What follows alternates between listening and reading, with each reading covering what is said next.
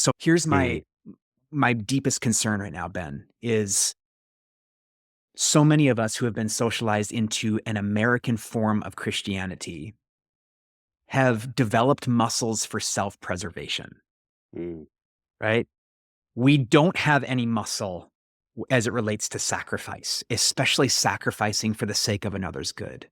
mm, And self-preservation is actually seen as righteous, right? Because we all knew that if we prayed a particular prayer, we'll build some power and some safety and some prestige and all the things, and then we'll go to be in heaven with people just like us when we die. Like, self-preservation's fine, right? And it's righteous.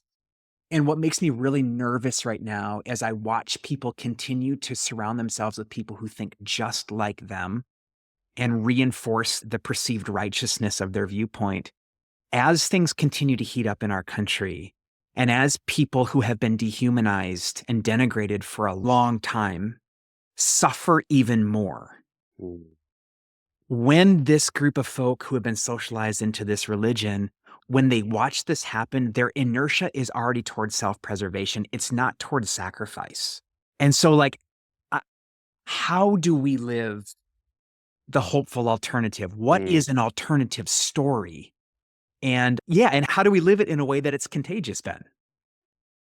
That is a phenomenal question. I'm not sure what comes up for me, and I'm going to say something that might sound a little provocative. But as you were talking, I was like, I think for Christians, we need a gospel of a dead Jesus. And Say more.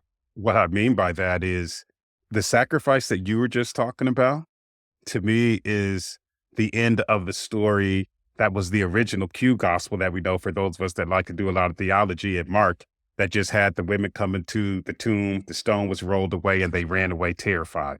Yeah. Like in that story, there's the hope of a resurrection. Nobody's seen Jesus. There's been no proclamations. There's wonder, is he alive? But what is known is that he gave up his life.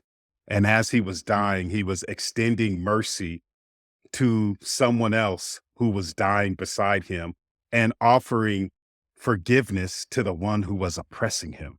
Mm, The dead Jesus gospel is the one who actually could help us, I think, in this moment that, like James Cone used to talk about in his, liberation theology, is the one who doesn't succeed. Like it's the one who mm, who actually fails. And I think that mm. is good news for this moment, for us to not be seeking resurrection, but actually to be seeking the death on the cross for the sake of forgiveness for the other one who is Yeah. suffering, and also forgiveness for the one who is oppressing. Like, just trip Man. if that was the message Man.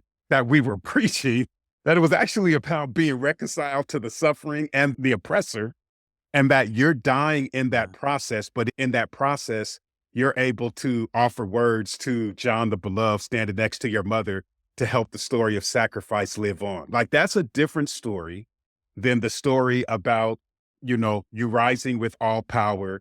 And within 40 days, you have all control, not just you got all control over power and earth. You're floating up to the sky. You've now gone from 12 disciples to 500.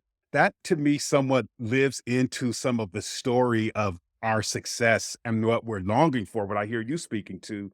And if we're really going to mend divides with the suffering and the people who are oppressing, Mhm. we are going to have to become different people that Mm. are seeing our lives as vehicles Ooh. to help serve that. And I'm not calling for some kind of martyrdom like, bro, I want to enjoy my life. I want to enjoy Janelle, my wife. I want to enjoy my daughters. Like, I want to have a good Yeah. life, but I also don't want to miss the opportunities to put some stuff on the line for the relationships, the people, and the moments that matter. Yeah. Yeah. Man, I like that. I'm not alone right now in the heart pound of what you just shared because, again, as people who adhere to Easter Sunday and Mm. resurrection, I don't know, man, that also plays to this, our fixation, our addiction of the happy ending. Yeah, man. And I just love how what my question was, what is the alternative story? What's a better story? And you actually pointed to suffering Mm. and what happened in the midst of the suffering, the mercy, the forgiveness, the offering of belonging. I mean, I don't know that I've ever considered, like, yeah, the cross, the power of the cross. Unbelievable. God's declaration of unthinkable love. And a story played out there Mhm. that is a model for us in this time, that in the midst of suffering for the sake of others, what does it mean to offer forgiveness, mercy, and belonging?